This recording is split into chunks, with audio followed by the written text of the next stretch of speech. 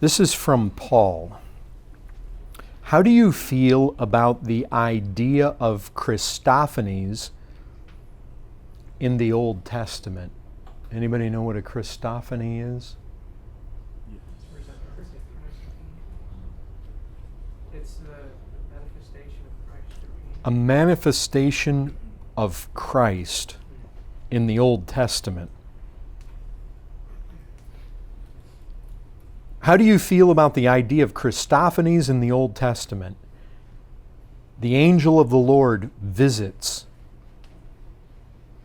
where worship is even received, or wrestling with Jacob, etc.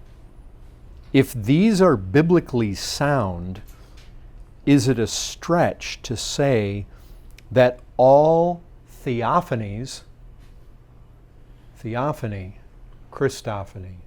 Christophany is a manifestation of Christ, theo, God, a manifestation of God. So basically, what they're asking is it right to think that in the Old Testament, every time God manifested Himself, that it is the pre-incarnate Jesus? We know He's the image of the invisible Father, and that no one can see God. So would the whirlwind in Job, the burning bush, or the glory that Moses saw on Mount Sinai really be the Son as opposed to the Father? I feel it is generally taught as God generally, which in an Old Testament context alludes to the Father. Thank you. Now, as I've said before, just because somebody asks the question a certain way doesn't mean that we simply receive it. Because he made a statement right at the end that I would say, well, wait, he just made an assumption that isn't true. He says, I feel it is generally taught as God generally, which in an Old Testament context alludes to the Father. So he's basically saying that in the Old Testament, when God is alluded to, it is generally the Father. Well, he's making that assumption, but he really doesn't say anything to prove it. And so you see what his point is. He's saying, really, his preconceived ideas, presuppositions about the Old Testament is this. He thinks that in the Old Testament, when God is mentioned, it usually is referring to the Father. So if that's the case, when God is said to appear or manifest somewhere, why would we jump to the conclusion that it's Christ? Is it Christ? I mean, that seems to be the tension that he feels. Is it Christ? Well, perhaps it could be Christ, but usually when God's spoken about in the Old Testament, it's the Father. So how can I know it's Christ over against the Father? And he does actually talk about the fact that the Father is invisible and that Christ is the representative of the invisible Father. He's the image. Let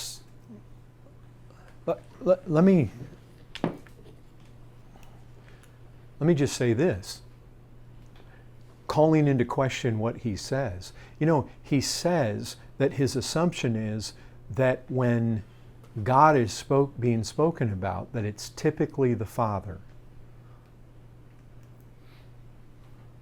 Well, is it? I guess that's the question. He assumes it, but is that the reality? I mean, just think with me here. How does the Old Testament start? In the beginning, God created the heaven and the earth. Okay, how does John 1 start? In the beginning was the Word, and the Word was with God, and the Word was God. In the beginning, the Word was with God. Is that how verse 2 goes? Verse 3. What does verse 3 say? Do you have it there?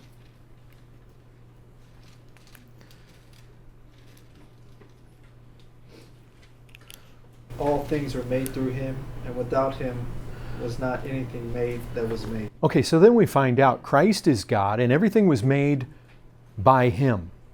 So when you go back to the Old Testament, even the way the Old Testament starts, in the beginning, God created. So let me ask you this. Is the God in Genesis 1:1, is that specifically speaking of the Father or the Son? I think it could be both. Yeah, it could be both. And I would go, there's another chapter 1, verse 1 that kind of comes into play here. Hebrews 1:1.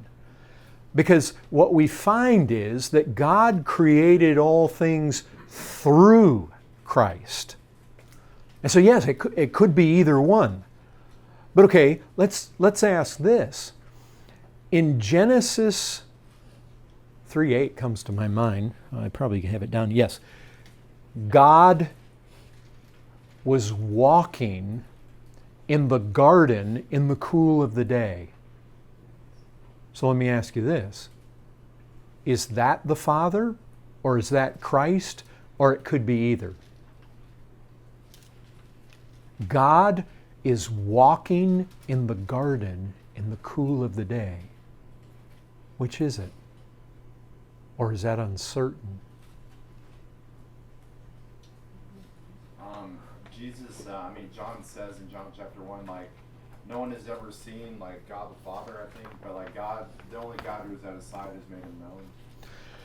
Yeah, that would be 1:118. So everybody, you have 1:18 right there? Somebody have John 1:18? I think we should read that. John 1:18, and somebody else can look up John 6:46 because they say so they give us some similar thoughts. No one has ever seen God, the only God. Okay, nobody has ever seen God, the only God. But if you just stop right there, it's like, well, wait a second. Isn't Jesus God? Haven't people seen Him? But keep going. Who is at the Father's side, He has made Him known. God is at the Father's side. He makes the Father known. But read the whole text again. No one has ever seen God, the only God, who is at the Father's side. He has made Him known. Isn't that interesting? Nobody has ever seen God, but the only God, who is at His right side, who's at His side, He has made Him known. He declares Him. Somebody have John 6:46?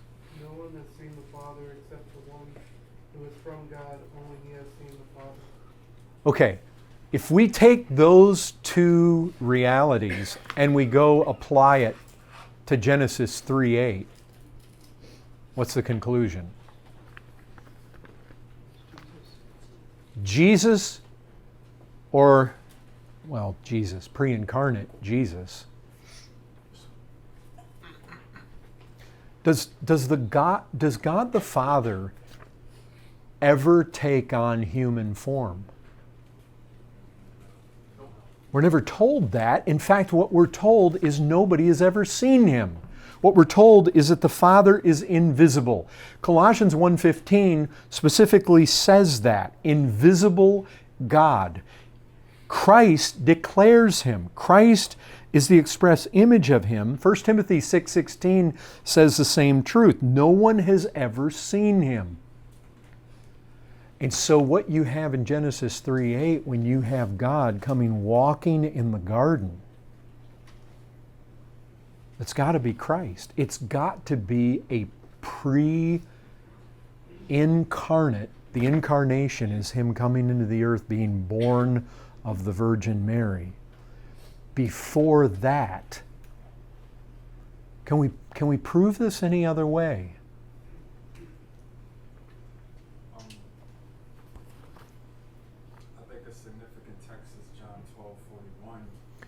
John 12:41. Now, John 12:41, you might want to look at it, 41 and 42. It is questionable, because the reason it's questionable is this. John quotes from Isaiah 53, and then he quotes from Isaiah 6. And then John says that Isaiah saw Christ's glory. What does he mean? Does he mean that Isaiah 6:1, he saw also the Lord high and lifted up and sitting on this throne? Does he mean that he saw his glory there? Isaiah saw the glory of Christ there? Or does he mean that he saw prophetically the glory of Christ as demonstrated in Isaiah 53, where you have the glories of the cross? The last thing quoted is Isaiah 6. If you go back to Isaiah 6, you can go back there. You'll see Isaiah entered the temple in the year that King Uzziah died. I saw also the Lord high and lifted up. And the last quote there, before John says that Isaiah saw Christ's glory, is right there from Isaiah 6. So it may very well be. Let me tell you something else. When Israel was in the wilderness and you had this pillar of fire and smoke, I mean, the reality is that Paul, looking at that in 1 Corinthians 10, says that rock that followed them was Christ. Now, I know we're not getting necessarily human form there, but he's going back to the Old Testament and he's saying, when God was following Israel through that wilderness, that rock that followed them was Christ. How about something else? I think we have to keep coming back to the reality that Jesus said, no one has seen the Father. So when you go back to the Old Testament and you say, well, wait a second, Manoah, the father of Samson? I mean, just maybe go back there. Go back to Judges.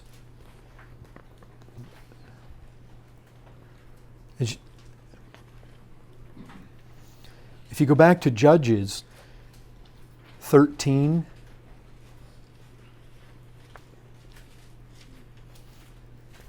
you remember what happened first, Manoah's wife. I think it's very interesting that Manoah's wife is actually the first one that has this revelation, and yet her name's never mentioned.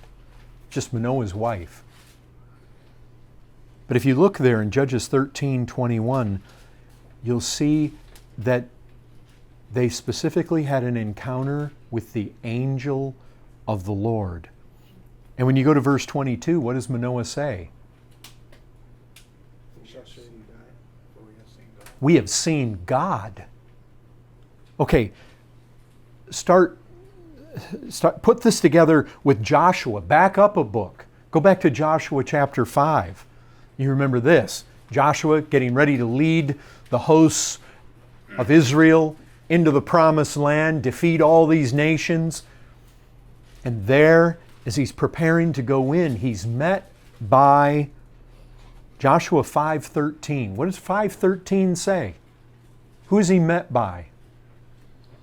A man. Now grasp that. A man. But then what is it? Keep reading. Somebody read it out loud. Now when Joshua was near Jericho, he looked up and saw a man standing in front of him with a drawn sword. In his hand Joshua went up to him and asked, "Are you for us or for our enemies?" Keep going. Neither, he replied, but as commander of the army of the Lord. Okay, commander of the army of the Lord. So we have a man, and he's the commander of the army of the Lord. Now keep reading. I have now come. Then Joshua fell face down to the ground in reverence and asked him, "What message does my Lord have for his servant?" It says Joshua fell on his face and he worshiped. And you know what? This commander of the Lord of hosts does not stop him. Now, if you know your Bibles, you know in the book of Revelation, when the man John fell down to worship an angel, 2 occasions, he was stopped dead in his tracks. Why? Because that's not appropriate to offer worship to an angel. So what happens? Joshua falls down and worships. And not only that, we get the same kind of verbiage that comes from the bush that burned with fire there on Sinai. This angel of the Lord. Well, if you keep reading, he says, take off the sandals. It's holy ground. And so let's back up even further. Let's think about Jacob wrestling before his encounter with Esau. Because you get the same kind of thing again. If you go to Genesis chapter 18, no, that's not Genesis 18, Genesis 32.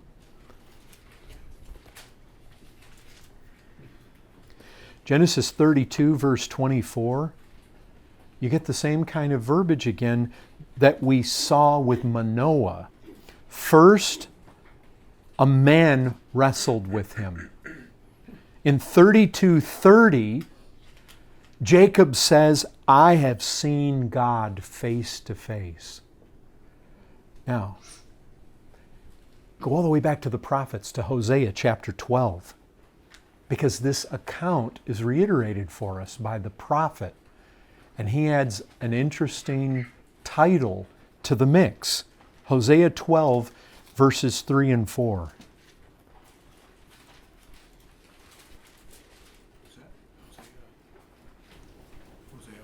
Hosea 12, verses 3 and 4.